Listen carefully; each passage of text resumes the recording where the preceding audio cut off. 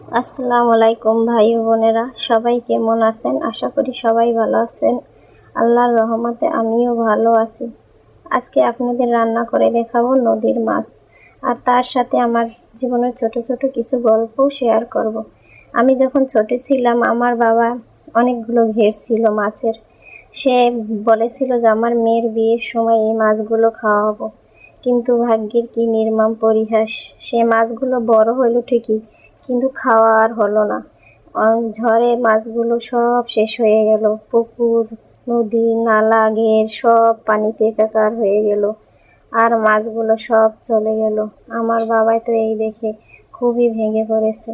তখন বাবারে বললাম, বাবা, আল্লাহ যা করে ভালোর জন্যই করে, এগুলো আমাদের ভাগ্য ছিল না, যা হয়েছে ভালোর জন্যই হয়েছে, এগুলোর জন্য মন খারাপ করো না, আমাদের ভাগ্যে এগুলো নাই। এই বললাম, বাবাকে সান্ত্বনা দিলাম, আর কিছুই বলার ছিল না। আর এই বলতে বলতে আমার মাছ রান্না হয়ে গেল। আমার মাছ রান্না কেমন হয়েছে আপনারা কমেন্ট বক্সে কমেন্ট করে জানাবেন, আর লাইক কমেন্ট শেয়ার করতে ভুলবেন না।